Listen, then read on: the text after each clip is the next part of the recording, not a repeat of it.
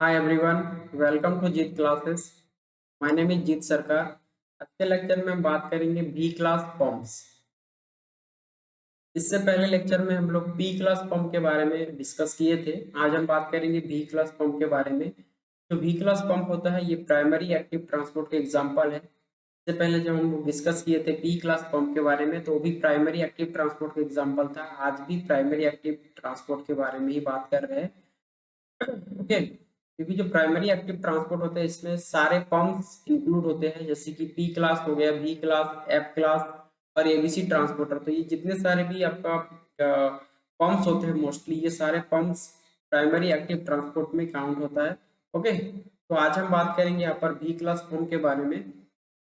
Okay, देखते हैं B class pump कहाँ कहाँ पर प्रेजेंट हो सकता है और इसका फंक्शन किस तरीके से होता है। ओके, यहाँ पर शुरू करते हैं बी क्लास पंप के बारे में। B class hydrogen plus ATPs maintain the acidity of lysosome and vacuoles. B class pump का जो सबसे मोस्ट इंपॉर्टेंट फंक्शन होता है, जैसे कि आप देख सकते हो यहाँ पर लाइसोसोम और वैक्यूल्स की बात यहाँ पर किया जा रहा है। ओके, वैक्यूल्स में क्या होता है, आपका वैक्यूल्स और लाइसोसोम में बी क्लास पंप लगा होता है। और जो बी क्लास पंप होता है ये क्या करता है, आपका जो प्रोटॉन होता है, प्रोटॉन को क्या करता है, ये बाहर से अंदर और अंदर से बाहर ले जाने का काम करता है। क्योंकि जो आपका लाइसोसोम होता है और जो वैक्यूल होते हैं इन दोनों में जो पीएच होते हैं, ओके, इसका जो पीएच होता है, पीएच का मेंटेन होना बहुत जरूरी है। और ये जो लाइसोसोम और वैक्यूल होते हैं ये एसिडिक पीएच पे ही क्या करता है, सबसे बढ़िया सा काम करता है। तो लाइसोसोम और वैक्यूल में क्या हो सकता है कि जो एसिडिटी है उस एसिडिटी को मेंटेन करने के लिए ये बी क्लास जो पंप होते हैं ये काम करता है। किस तरीके से मेंटेन होगा यहाँ पर एसिडिटी, ओके, या जो ल्यूमेन होता है, जो लाइसोसोम का ल्यूमेन या वैक्यूल का जो ल्यूमेन होता है वो किस तरीके से एसिडिटी हमेशा बना रहेगा ताकि वो अच्छे से काम कर सके, उसके लिए जो बी क्लास पंप होते हैं वो रिस्पॉन्सिबल होता है। देखेंगे कि किस तरीके से इसका स्ट्रक्चर होता है और किस तरीके से इसका पंप का स्ट्रक्चर होता है और पंप किस तरीके से काम करता है। Okay, all B class ATPase transport only hydrogen ions. Okay, जितने भी आपका बी क्लास एटीपीएस होता है ये सिर्फ क्या करता है, ये हाइड्रोजन का क्या करता है, पंपिंग करते हैं, हाइड्रोजन का ट्रांसपोर्टेशन करता है साइटोसोल टू ल्यूमेन या lumen to cytosol. Okay, this proton pumps present in the membrane of lysosome, endosome, and plant vacuole function to acidify the lumen of this organelles। तो ये जो organelles यहाँ पर बताया जा रहा है, लाइसोसोम है, एंडोसोम है, एंडो जैसे कि वेसिकल के फॉर्म में कुछ हो जाएगा, उसके प्लांट में जो वैक्यूल्स होते हैं, इन जो वैक्यूल होते हैं इन वैक्यूल में ये पंप प्रेजेंट होता है, बी क्लास पंप।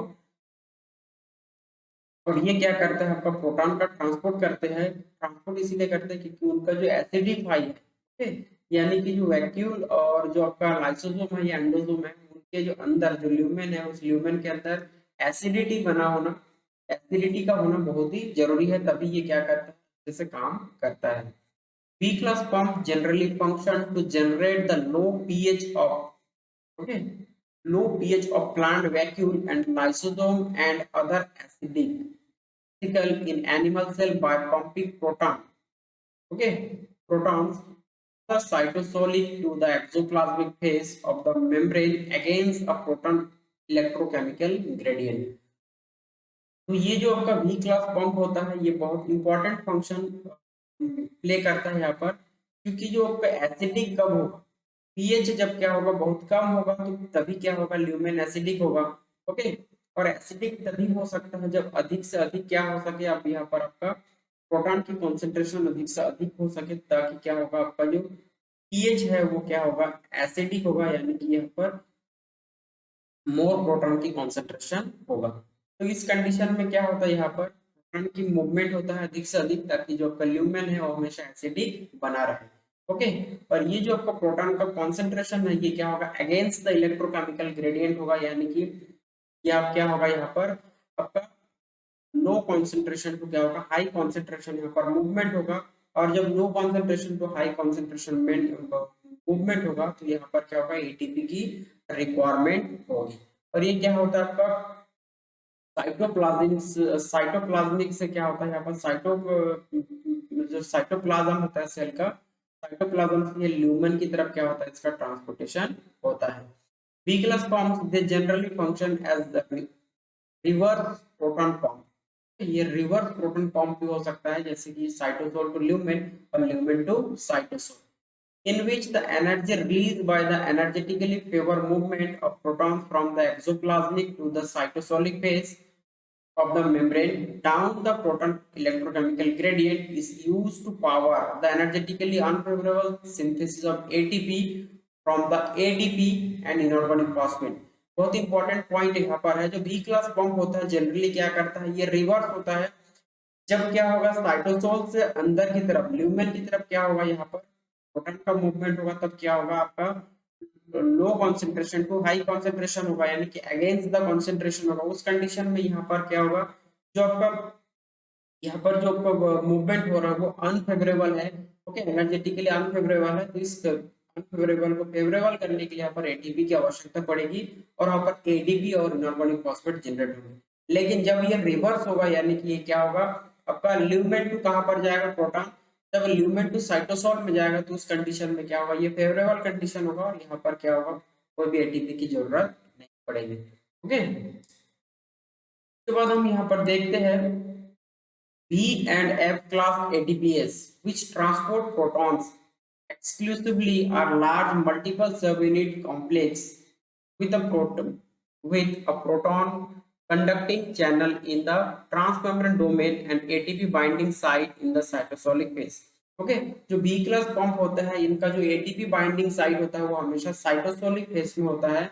ओके, और ये क्या होता है, जो बी क्लास पंप होता है ये कि मल्टी सब unit complex proton conducting channel की तरह ये काम करता है। इस चैनल के थ्रू क्या होता है, यहाँ पर प्रोटॉन का पंपिंग होता है।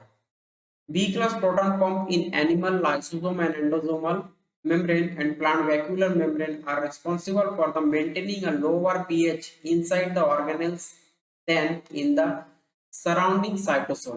ओके, चीज हमने पहले भी यहाँ पर डिस्कस किए थे कि जो बी क्लास पंप होता है इनमें क्या होता है, जो आपका ल्यूमेन होता है वो क्या होगा, हमेशा से उनका पीएच कम होगा ताकि वो हमेशा से उनका एसिडिटी बना रहे। ओके, ताकि वो जो आपका एंडोसोम है या लाइसोसोम है या प्लांट वैक्यूल है वो अच्छे से काम कर सके। B class proton pump cannot acidify the lumen of an organelle or the extracellular space because these pumps are electrogenic. That is, the net movement of the electric charge occurs during transport. Okay, ये बहुत ही important point है, यहाँ से CSIR के CSIR में question आ चुका है और आने की संभावना भी है। ओके, क्या होता है, जो आपका जो बी क्लास पंप होते हैं ये क्या होता है, इसमें एसिडिफाई नहीं हो सकता है। ओके, एसिडिफाई नहीं हो सकता है क्योंकि इसमें क्या होता है, इलेक्ट्रोकेमिकल या इलेक्ट्रोजेनिक क्या होता है, चार्ज जनरेट होता है जिसके वजह से ये एसिडिफाई नहीं होता है। ओके, तो उस चार्ज से बचने के लिए, ओके, जैसे कि बाहर की तरफ पॉजिटिव चार्ज और अंदर की तरफ नेगेटिव चार्ज यहाँ पर क्रिएट होता है जिसके वजह से यहाँ पर एसिडिक नहीं होता है, तो उस चार्ज से बचने के लिए यहाँ पर क्या होता है, एक साथ दो चैनल काम करता है। ओके, तब जाके क्या होता है, ये जो आपका चार्ज है ये चार्ज ओवरकम होता है, उसके वजह से जो लाइसोसोम होता है या वैक्यूल होता है या एंडोसोम होता है वो क्या होता है, आपका एसिडिफाई होता है। कैसे होता है आगे स्ट्रक्चर में देखेंगे। Pumping of just a few protons cause the buildup of positive charge ion, positive hydrogen ion on the exoplasmic inside face of the organelles. Okay, यहाँ पर क्या है, जब प्रोटॉन का पंपिंग होता है तो अंदर की तरफ क्या होता है, पॉजिटिव चार्ज बिल्डअप होता है और each hydrogen pump across the negative ions. Okay, जैसे कि यहाँ पर नेगेटिव आयन की बात याद करें तो यहाँ पर हाइड्रोक्सिल ग्रुप है और यहाँ पर क्लोरीन ग्रुप होता है, ये क्या है, नेगेटिव चार्ज इनमें होते हैं। Will be left behind on the cytosolic face causing buildup on negative charge ion there.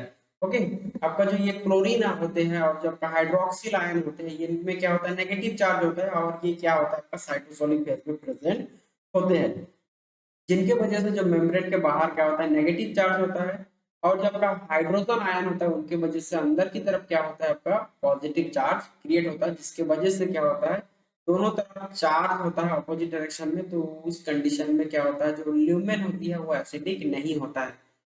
This oppositely charged ion attract each other on opposite face of the membrane, generating a charge separation or electric potential across the membrane। इसमें क्या होता है, एक charge separation generate होता है या electric potential generate होता है, जिसके वजह से यहाँ पर क्या होता है, जो आपका ल्यूमेन है वो एसिडिफाई नहीं हो पाता है। In order to an organelle lumen or extracellular space, example the lumen of the stomach to become acidic, movement of proton must be accompanied either by movement of the equal number of anion।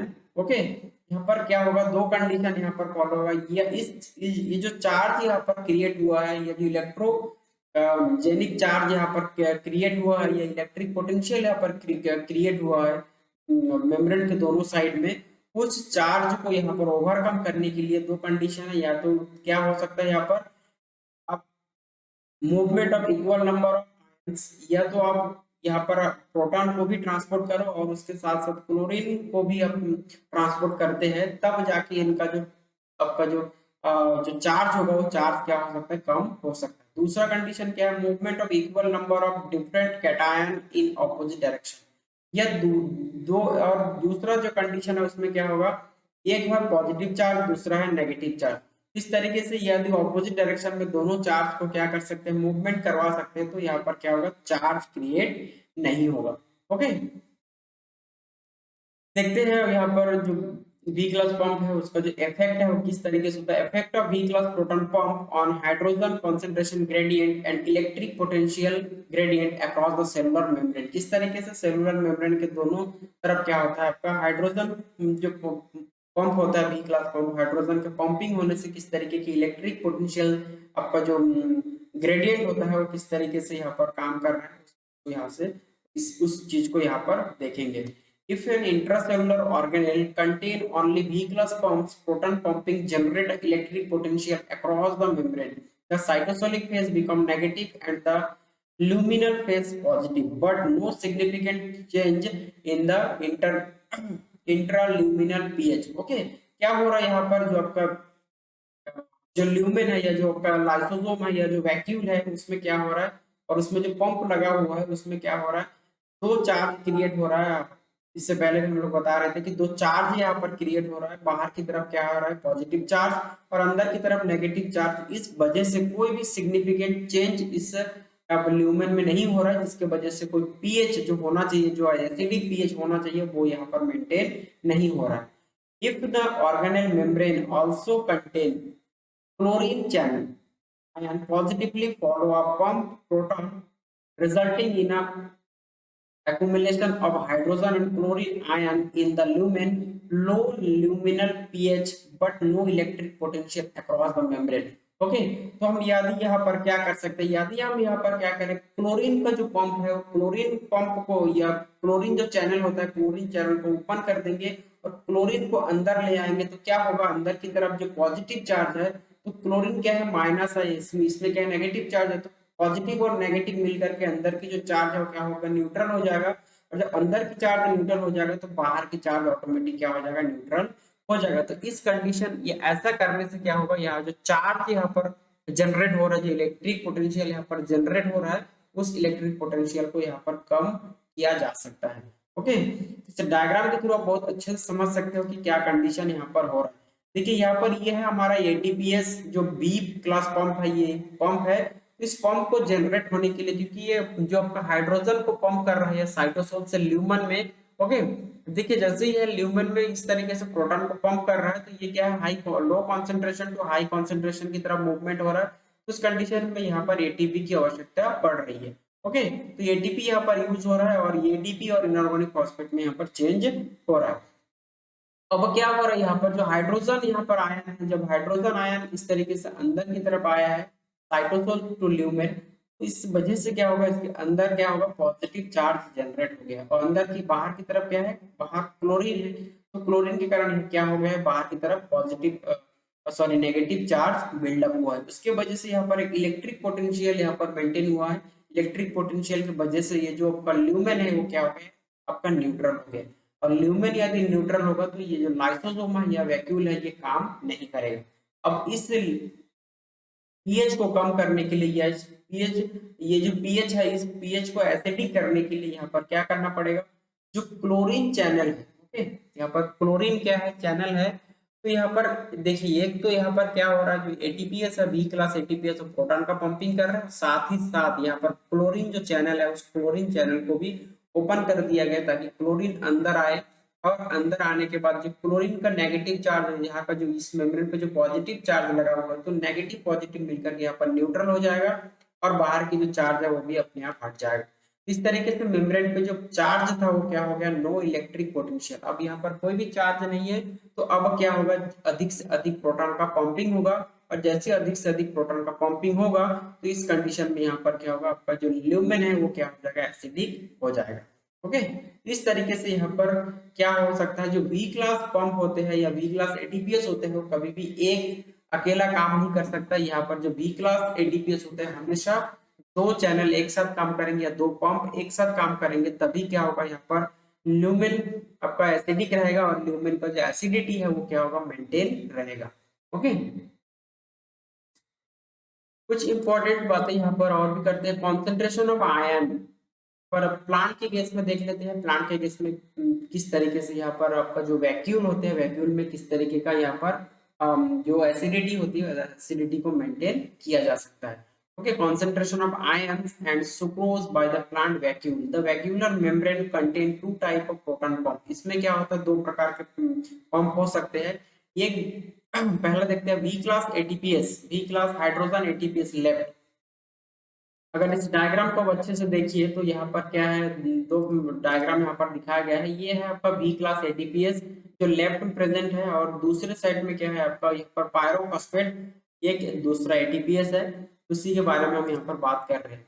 Okay, B class hydrogen ATPase left and the pyrophosphate hydrolysing proton pump right side में है, that differ from the all other ion pump and is probably unique to plant. Okay, ये क्या है आपका, जो mostly plant के जो vacuum होते हैं वो यूनिक नेचर के होते हैं। ओके, उसमें कुछ इस तरीके का पंप देखा गया है। किस तरीके का पंप, आपका पायरोफॉस्फेट। ओके, ये एक अलग तरीके की पंप है जो बहुत ही जरूरत पड़ती है कहाँ पर, प्लांट वैक्यूम के लिए। ओके, यदि प्लांट वैक्यूम को अपना एसिडिटी मेंटेन करना है तो यहाँ पर पायरोफॉस्फेट, जैसे कि यहाँ पर हम देखे थे कि यहाँ पर कैल्शियम, देखिए यहाँ पर क्या है, इस एसिडिफाई को मेंटेन करने के लिए जिस तरीके से यहाँ पर कैल्शियम का चैनल खोल दिया गया था, इसी प्रकार से यहाँ पर जो प्लांट का जो वैक्यूल है, उस वैक्यूल में अगर प्लांट वैक्यूल में अगर पीएच को कम करना है, तो यहाँ पर जैसी प्रोटॉन की कॉन्सेंट्रेशन बढ़ते जाता है, तो यहाँ पर भी electric potential positive charge buildup होता है। तो इस पॉजिटिव चार्ज को मेंटेन करने के लिए यहाँ पर एक पायरोफॉस्फेट, ओके, इस पायरोफॉस्फेट का जो एक और पंप होता है, इस पायरोफॉस्फेट चैनल भी साथ में काम करते हैं। उसके बाद आयन चैनल काम करते हैं, प्रोटीन्स, इस तरीके से प्रोटीन का चैनल होता है वो भी काम करते हैं, जैसे यहाँ पर नाइट्रेट का चैनल हो गया। तो ये सब क्या है, ये सारे क्या होता है, जो क्लोरीन होता है वो क्या है, यहाँ पर नेगेटिव आयन होते हैं। तो नेगेटिव आयन की वजह से यहाँ पर जो पॉजिटिव चार्ज है वो पॉजिटिव और नेगेटिव मिलकर के न्यूट्रल हो जाते हैं, और यहाँ पर जो इलेक्ट्रिक पोटेंशियल है वो क्या हो जाता है, यहाँ पर नहीं होता। तो जब नहीं होगा तो उस कंडीशन में दोनों पंप क्या होगा, यहाँ पर काम करेगा और अधिक से अधिक प्रोटॉन की कॉन्सेंट्रेशन बढ़ेगा, और इसकी वजह से आपका जो पीएच होता है पीएच 3 से 6 तक यहाँ पर मेंटेन रहेगा। ओके, तो इसी तरीके से यहाँ पर उसी चीज को यहाँ पर मेंशन किया गया है। This pump generate a low luminal pH as well as inside positive electric potential across the vacuum membrane by their invert pumping of hydrogen ion. Okay, जो ल्यूमेन का जो पीएच है उस पीएच को मेंटेन करने के लिए प्रोटॉन को अधिक से अधिक क्या करते हैं, यहाँ पर पंपिंग किया जाता है। The inside positive potential power of the movement of chlorine ion. Okay, पहला क्लोरीन आयन, दूसरा है नाइट्रेट, क्योंकि दोनों में क्या है, नेगेटिव चार्ज है। From the cytosol through the separate channel protein purple. Okay, colour में कुछ दिया गया है, पर्पल कलर में आपका नाइट्रिक जो चैनल होता है या प्रोटीन चैनल होता है, इसमें से नाइट्रेट को क्या कर दिया जाता है, साइटोसोल से आपका अंदर की तरफ ल्यूमेन की तरफ लाया जाता है। क्लोरीन को भी साइटोसोल से ल्यूमेन की तरफ लाया जाता है। प्रोटॉन प्रोटॉन एंटीपोटर्स ग्रीन कलर का दिखाया गया है। Powered by the hydrogen gradient accumulate sodium plus calcium plus sodium ion, calcium ion and the sucrose inside the vacuum. Okay, इस तरीके से यहाँ पर सोडियम, कैल्शियम और सुक्रोज तीन तरीके का यहाँ पर पंप और भी प्रेजेंट है, जो कि यहाँ पर एंटीपोटर की तरह काम कर रहा है। आप देख सकते हैं इस डायग्राम को बहुत अच्छे से समझने की जरूरत है। यहाँ पर ये क्या है, प्लांट वैक्यूल का ल्यूमेन है, तो इस ल्यूमेन का जो पीएच है उस पीएच को मेंटेन करने के लिए यहाँ पर कितने प्रकार का पंप और कितने प्रकार का यहाँ पर प्रोटीन चैनल लगा हुआ है, जिसकी वजह से यहाँ पर इन सारे चीजों का ट्रांसपोर्टेशन एक साथ होता है, तभी जाकर के यहाँ पर प्लांट की जो वैक्यूल होते हैं, वैक्यूल का जो पीएच होता है, पीएच मेंटेन रहता है। तो पहला हमारा है यहाँ पर बी क्लास एटीपीएस, इस तरीके से बी क्लास पंप देख रहे हो, जिसमें क्या है, प्रोटॉन का पंपिंग हो रहा है, आपका साइटोसोल 2 कहाँ पर हो रहा है, ल्यूमेन में हो रहा है, और यहाँ पर ये लो कॉन्सेंट्रेशन टू आपका हाई कॉन्सेंट्रेशन की तरफ आ रहा है, इसलिए यहाँ पर एटीपी की आवश्यकता पड़ती है। दूसरी तरफ यहाँ पर क्या है, पायरोफॉस्फेट चैनल है, जिसके थ्रू भी आपका हाइड्रोजन का पंपिंग हो रहा है। ओके, तो अब क्या होगा, इसके वजह से जैसे इस तरीके से ये यहाँ पर आपका ये पंप काम करता है, उसके वजह से यहाँ पर क्या होगा, पॉजिटिव चार्ज क्रिएट होता है, और इस पॉजिटिव चार्ज को ओवरकम या इलेक्ट्रिक पोटेंशियल क्रिएट होता है अंदर की तरफ प्लस, बाहर की तरफ, या अंदर की तरफ पॉजिटिव चार्ज, बाहर की तरफ नेगेटिव चार्ज, और इस दोनों की वजह से इस पूरे मेम्ब्रेन का जो आपका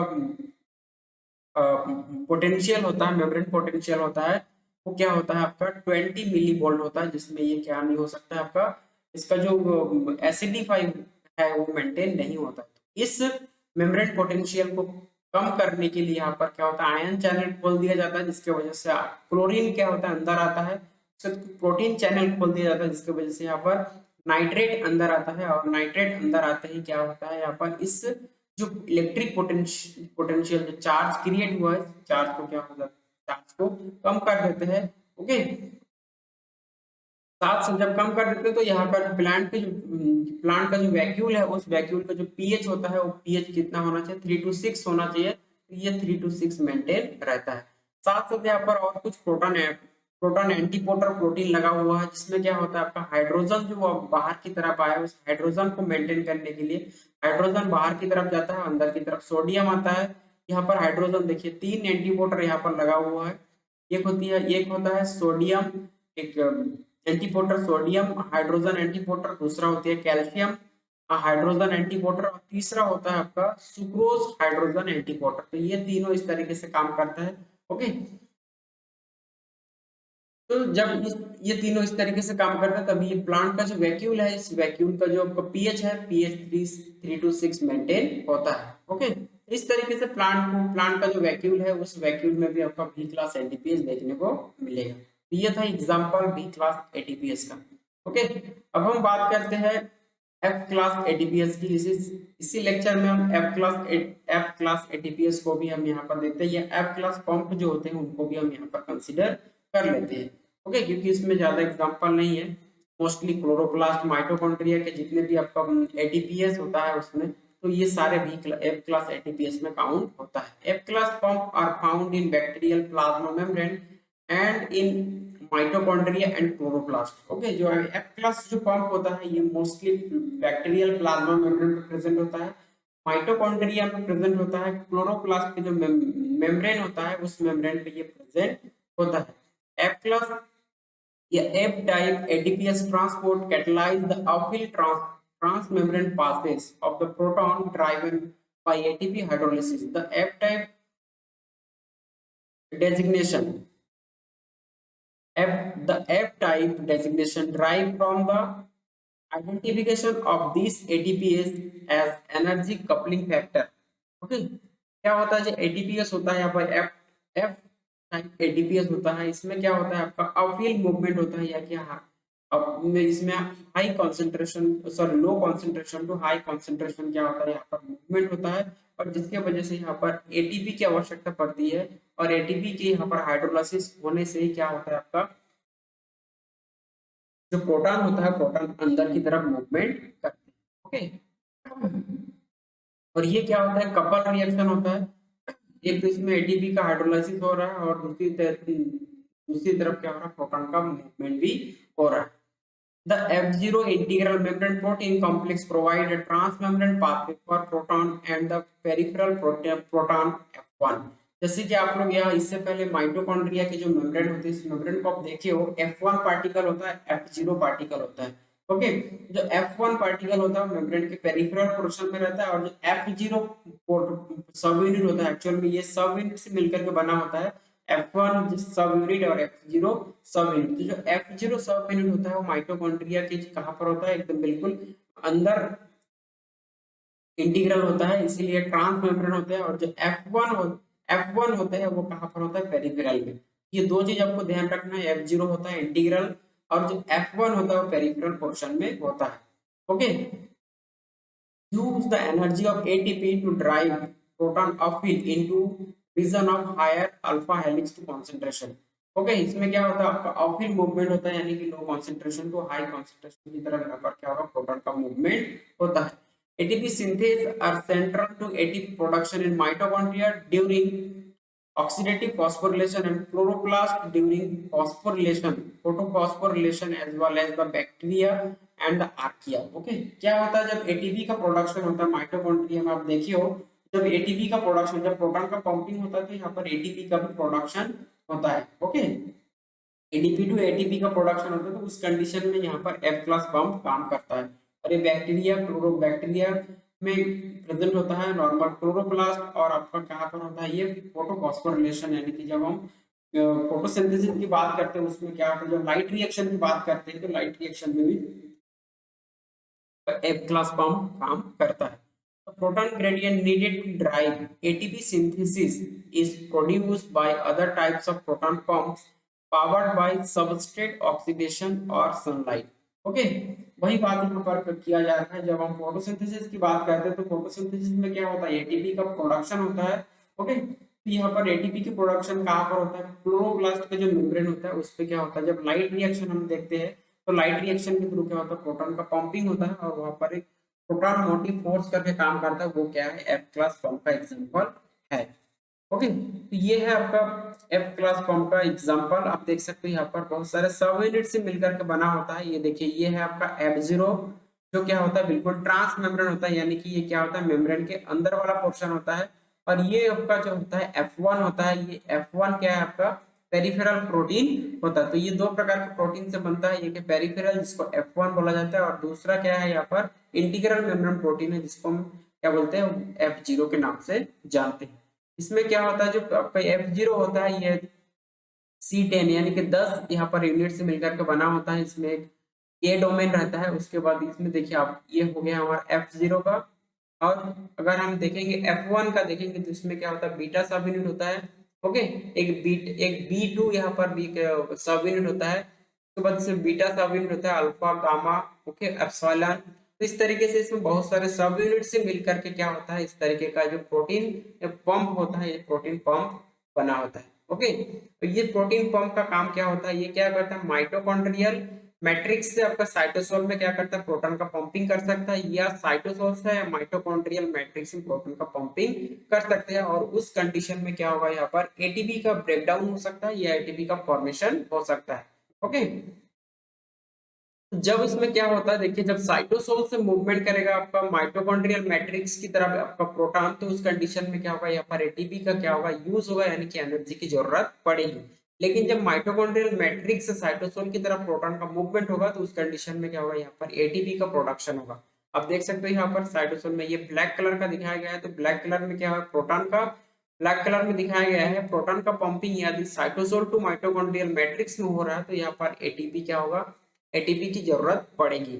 लेकिन जो रेड कलर वाला दिखाया जा रहा है, रेड कलर वाला ये दिखाया जा रहा है कि माइटोकॉन्ड्रिया से यदि प्रोटॉन का पंपिंग साइटोसोल में होगा तो उस कंडीशन में क्या होगा, एटीपी से क्या बनेगा, सॉरी, एडीपी और इनऑर्गेनिक फॉस्फेट मिलकर के यहाँ पर एटीपी का प्रोडक्शन होगा। तो इस तरीके से ये एफ टाइप जो एटीपीएस होता है, इनका लोकेशन और किस तरीके से काम करता है, ये आपको ध्यान में रखना चाहिए। ओके, तो ये था ओवरऑल आपका बी क्लास पंप के बारे में। ओके, नेक्स्ट जो लेक्चर है उसमें हम बात करेंगे एबीसी ट्रांसपोर्टर के बारे में। जब एबीसी ट्रांसपोर्टर हो जाएगा तो हमारा फाइनली जो प्राइमरी एक्टिव ट्रांसपोर्ट है वो खत्म हो जाएगा, उसके बाद हम सेकेंडरी एक्टिव ट्रांसपोर्ट के बारे में बात करेंगे।